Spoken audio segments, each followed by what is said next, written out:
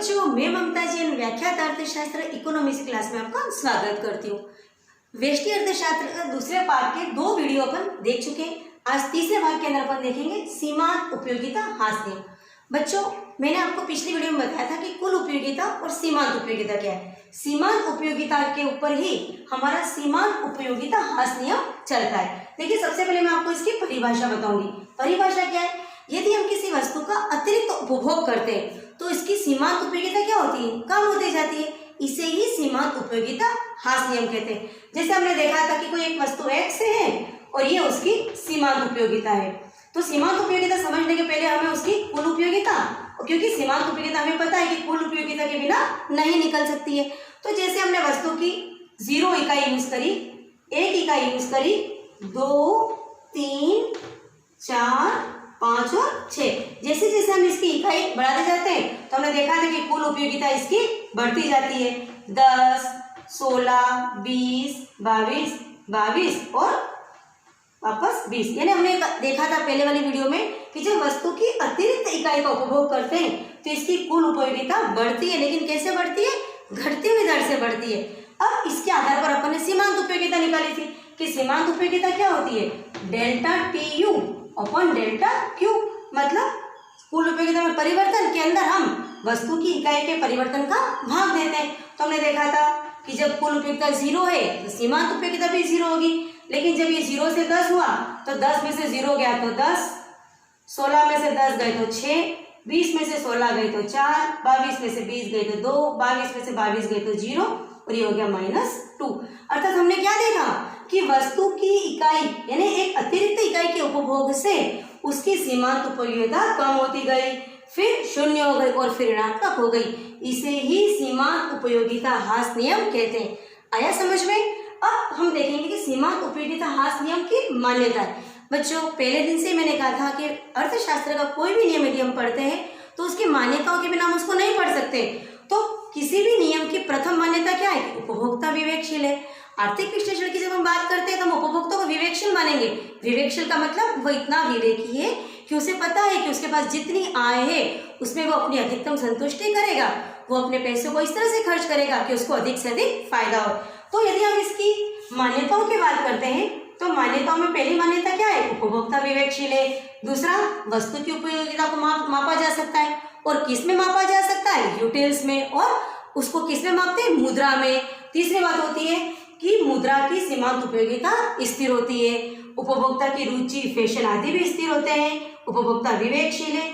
और जो एक मेन महत्वपूर्ण बात यह है कि व्यक्ति या उपभोक्ता हमेशा वस्तुओं का उपभोग करता रहता है। ऐसा नहीं कि उपभोग खत्म हो जाता है, उपभोग चलता ही रहता है।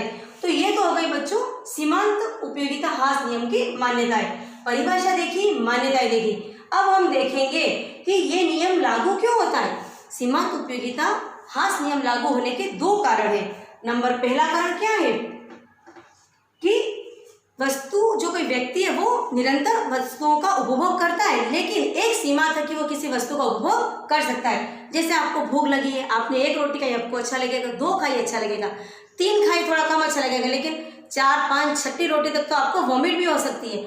अर्थात व्यक्ति उपभोग किसी भी वस्तु का एक लिमिट तक कर सकता है, उससे अधिक उपभोग नहीं कर सकता। इट मीन सीमांत उपयोगिता क्या हो रही है? घट रही है। पहली रोटी की जो सीमांत उपयोगिता थी वो दूसरी रोटी की नहीं है, वो तीसरी रोटी की नहीं है। और लास्टली तो ऐसा होता है कि जब हमको संतुष्टि हो गई, हमारा पेट भर गया, उसके बाद यदि हम और उपभोग करते हैं तो हमको वॉमिट भी हो सकती है। इट मीन सीमांत उपयोगिता ऋणात्मक होगी। तो इसके लागू होने का पहला कारण ये है कि किसी भी वस्तु का उपभोग एक निश्चित सीमा तक हो सकता है। और दूसरा है कि किसी भी वस्तु की पूर्ण प्रतिस्थापन वस्तुएं कभी नहीं होती है। पूर्ण प्रतिस्थापन मतलब जैसे आपको चाय की आवश्यकता है, घर में चाय नहीं था, कॉफी पी लेते हो, तो चाय की जगह कॉफी पीना ये स्थानापन्न हो गया। लेकिन क्या कॉफी आप अधिक समय तक पी सकते हो? नहीं। आप 1 या 2 दिन तो कॉफी पी लोगे, लेकिन आपको वापस मन होगा कि मुझे चाय ही पीनी है। अर्थात किसी भी वस्तु की पूर्ण प्रतिस्थापन वस्तु नहीं होती है। पूर्ण प्रतिस्थापन वस्तु नहीं होने की वजह से ही सीमांत उपयोगिता हास नियम है। क्यों? क्योंकि कॉफी पीने से उसकी सीमांत उपयोगिता कम हो रही है, तो व्यक्ति वापस चाय को मांगने के लिए जाएगा। तो ये हमने देखा कि सीमांत उपयोगिता हास नियम के लागू होने के क्या कारण है।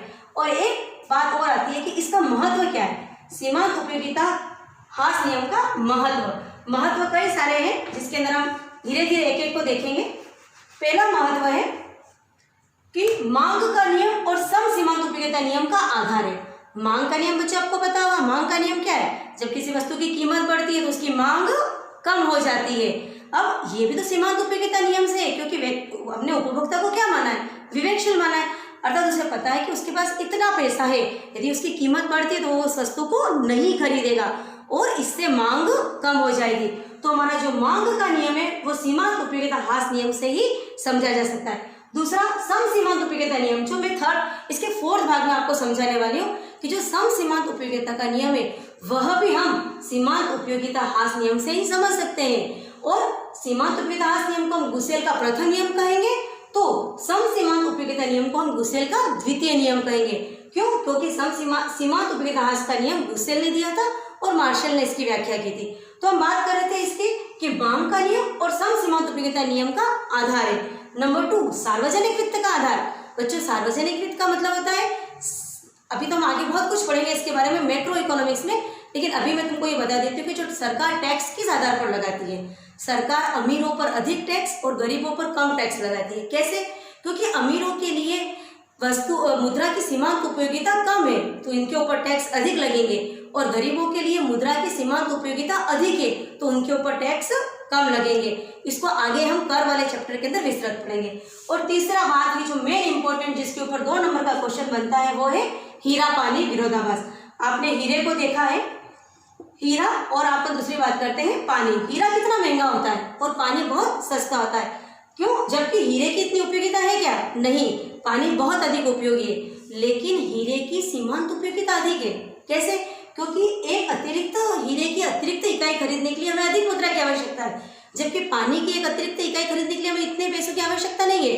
तो व्यक्ति या उपभोक्ता हीरे की अतिरिक्त इकाई प्राप्त करने के लिए अधिक प्रयासरत रहता है, जबकि पानी की अतिरिक्त इकाई प्राप्त करने के लिए प्रयासरत नहीं रहता है। तो इसे ही हीरा पानी विरोधाभास कहते हैं। तो बच्चों हमारा जो इकोनॉमिक्स का 2nd लेसन का जो 3rd भाग था, जिसमें हमने सीमांत उपयोगिता ह्रास को नियम को देखा है, इस वीडियो को आपको यदि एक बार में समझ में नहीं आता, इसको आप रिपीट कीजिए, और वीडियो के जस्ट बाद में आपको इसके नोट्स भी अपलोड कर रही हूँ, इसको अच्छे से नोट कीजिए, लिखिए और फिर याद कीजिए। Thank you.